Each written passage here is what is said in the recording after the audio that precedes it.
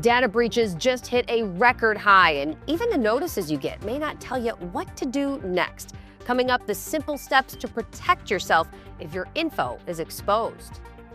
Gig work can boost your income, but it can also create new money problems if you're not planning ahead. Coming up, how to treat your side hustle like a business and make it work for you. And complaints against movers have increased by 400% over the last 5 years. Coming up, there's a new tool to help customers with some recourse in the worst-case scenario. Those stories and more on this episode of The Watchdog.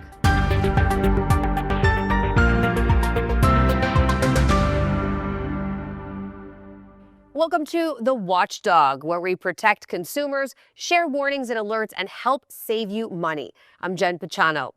We begin with another case of a business email scam, this time targeting a local school. The West Geauga School District sent more than $40,000 to a cyber criminal impersonating a vendor. The finding was discovered during an audit of the district's finances from July of 2024 to June of last year. Now, state auditors say the school's treasurer's office got 3 emails purportedly from one of their vendors, and the district paid out $41,500 in total to that fake vendor in October and November of 2024. Now, the state says the district did not follow guidance and standards on email compromise scams, and the district treasurer had not adopted cybersecurity policies or employee training to recognize such payment redirect schemes. Now, the good news is the insurance that they had did help offset most of the losses, but the accounts payable specialist and the district treasurer were both found liable. Euclid police are warning you not to mail checks from an outdoor mailbox. 2 people in Euclid recently had checks stolen from one of those outdoor boxes, and the thieves cashed them. Police say criminals are using stolen postal keys to get into those mailboxes. Their advice is simple: go inside the post office and use one of the mailboxes inside if you're sending payments. Data breaches are the root of a lot of cyber crimes. That's how they get a hold of your contact and personal information. Well, data breaches and other data compromises just hit a record high. And a new report from the Identity Theft Resource Center shows that even when you get a notice, it often doesn't give you clear next steps. Consumer investigator Carice Jackman looks at what the report found and what you can do to protect yourself. This year is the 20th edition of our data breach report. For more than 2 decades, James Lee, president of the Identity Theft Resource Center, has tracked publicly reported data compromises. And this year's report shows a new record. We've gone from a little over 100 data breaches in 2005 to in 2025, we had 3,322. So that's an all-time high. Lee says data breaches can lead to real costs for businesses, and those costs can end up getting passed on to consumers. The ITRC found 81% of small businesses reported a cyber attack, data breach, or both last year, many fueled by AI, with nearly 40% saying they raised prices to cover recovery costs. But Lee says the most troubling finding is a continued downward trend in transparency when companies notify people about data breaches. There's no information in most notices about what happened, how it happened, what information was exposed or compromised, what actions being taken to make sure it never happens again. Still, Lee says there is one encouraging sign. People are reading the notices and thinking ahead. We had absolute 0 number of people say they did not read that data breach notice that they received. That was a shock to me. And more shocking was they said they looked for what might happen after they received it. So what can you do if you get one? Save the notice and do not click links or share information with someone who reaches out claiming to help. And if you think your information was exposed, consider freezing your credit to help stop new accounts from being opened in your name. Carice Jackman, 19 News. Lee also says use unique passwords for your accounts so one breach doesn't unlock everything. And turn on multi-factor authentication when it is available. Well, look, it can happen to anybody. A payment you forgot to track hits your account and suddenly you're overdrawn. But there is a simple expert tip that will help you catch mistakes early and avoid costly fees. Most financial institutions, banks, and credit unions let you set up alerts in their mobile app. Cherry Dale, the vice president of financial education at Virginia Credit Union, says oftentimes these customizable alerts will let you know about certain activity, like large transactions going through. So that will give you peace of mind and knowing that, hey, I'm aware of what's coming out of my account. And if you did not make that purchase, you can go back and contact your financial institution to make sure that you understand where that charge is coming from. Dale says you can set up these alerts to notify you of a low balance, large transactions, direct deposits, and even unusual activity to help you manage your money.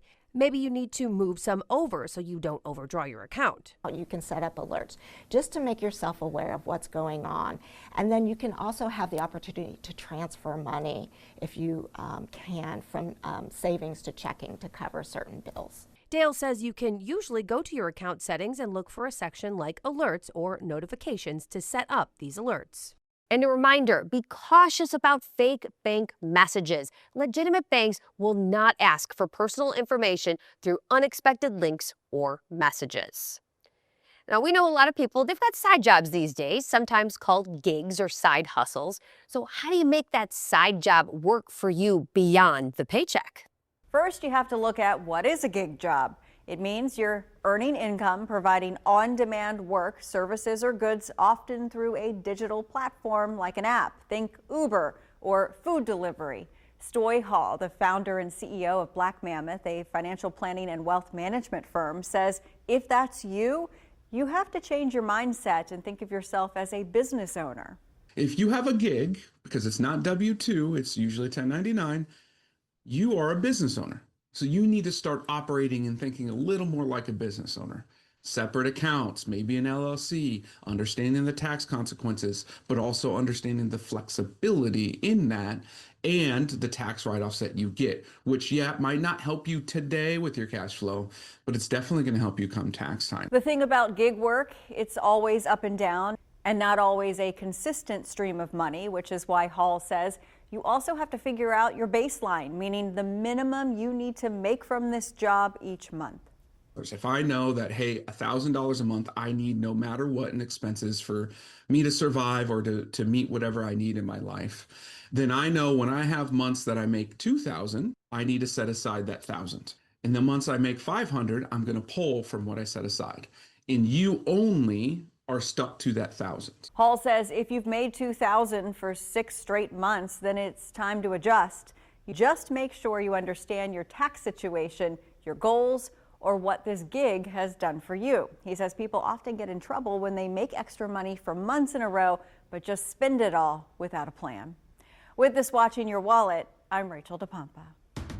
When you get scammed by a mover, customers often have no evidence to help fight back. Coming up, we'll show you a new app that's using AI and image recognition to help protect your inventory.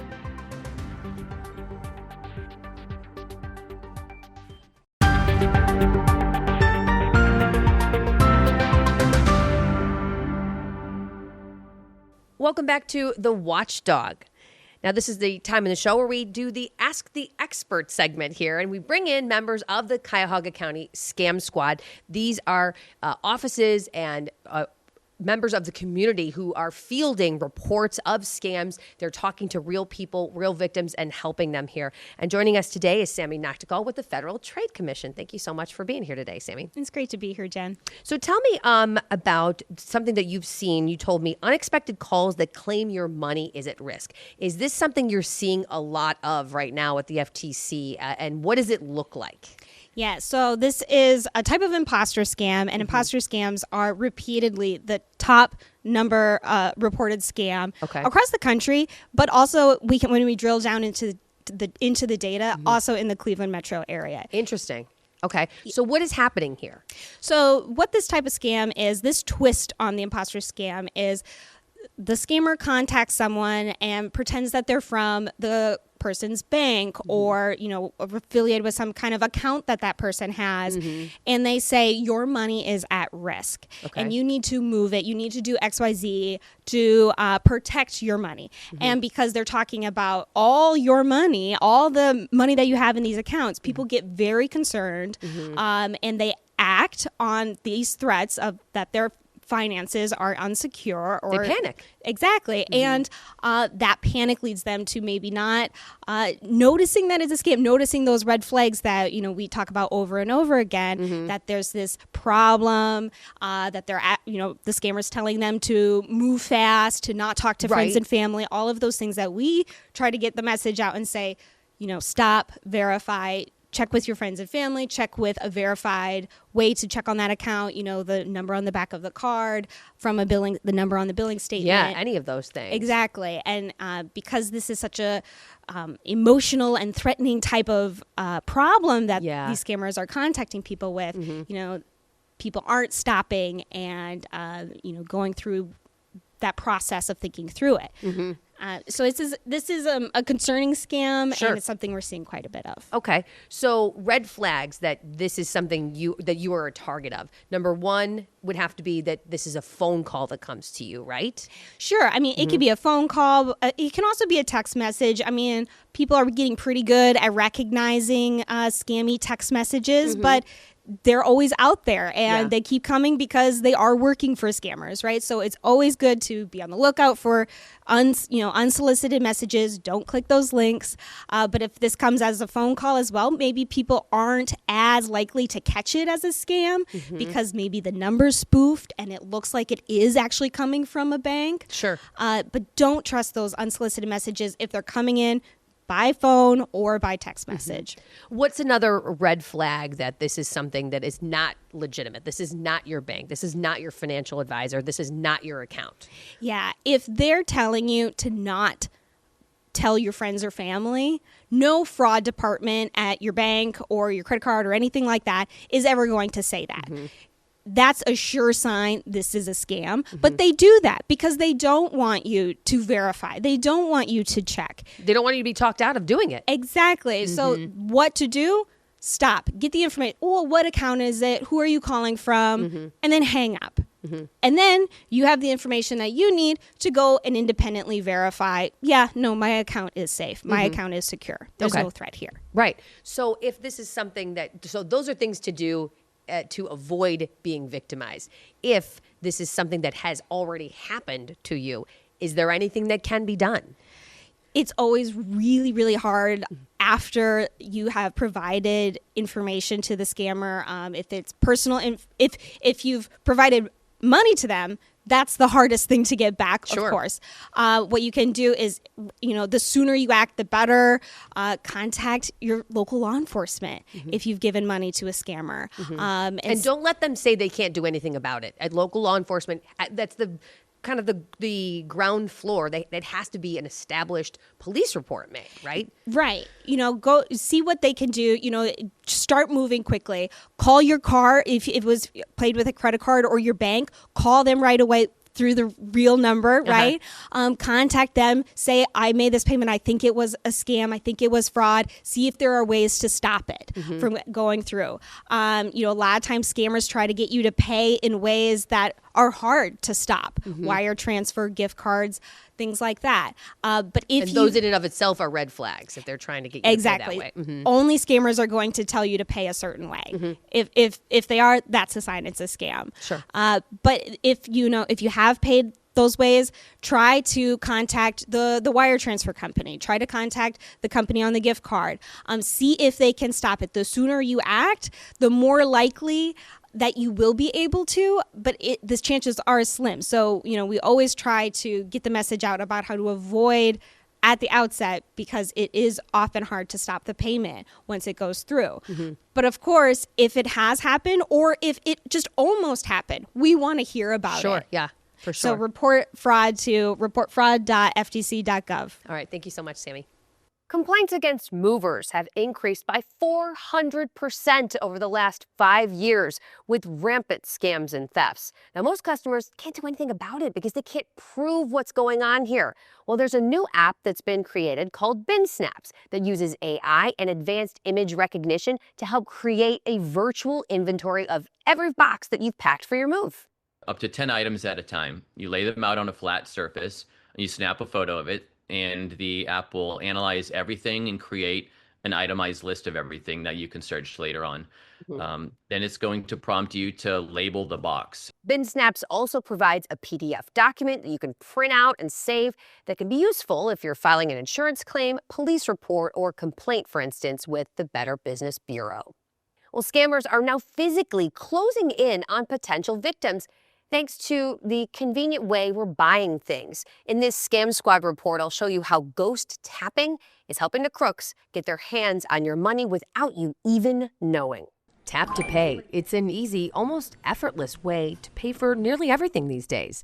The method of payment was developed to thwart thieves using skimmers to tap into your credit card accounts. But now, ghost tappers are tapping into your accounts using technology that can take your money without ever touching your card, charging victims without their knowledge. They're close to you, and they have some kind of a device or some kind of a mechanism that their device can read your card. No, they call it brushing because someone is brushing up next to you. So this is not a remote situation. No. This is a scammer that is within reach. Scammers are using the NFC, or near field communications, on credit cards. That's how two electronic devices talk to each other. When those communications are intercepted, it allows a bad guy to essentially use your credit card for unauthorized transactions. The good news is a bad guy has to be within inches of either your mobile phone or your credit card in order to skim that information. I think that it happens all of the time. Our Scam Squad partners at the Better Business Bureau just sent out a warning ahead of the holiday shopping season. And the pool of potential victims is large. MasterCard says more than half of Americans are using mobile wallets like Apple Pay. These scammers aren't taking big swings for big bucks at first. And it could be only for a couple of dollars. That's usually what they do. Okay, well, let's see if I can get this to work for $2. And if it works for $2, then I'm going to try for $50. And I'm going to try for $100. Erica Dilworth from the BBB says your next purchase should be an RFID wallet, which can block or protect your credit cards from being ghost tapped. But it looks in size like your credit card, a similar size. You slide it in there and it protects your card from that accessibility. Security expert Robert Siciliano says your best protection is to pay close attention to all credit card activity. Is to set up push notifications or push alerts so you can dispute them with your credit card company. Now, this is kind of like the new version of pickpocketing, right? So you want to be vigilant in crowds at, say, like festivals or other close quarter areas, even in lines at the checkout, and be leery of anybody who gets too close when your credit card or debit cards are out or nearby. Well, you could soon be paying a whole lot less for those life-saving weight loss drugs. Coming up, I'll tell you how much less and when you can expect those price cuts.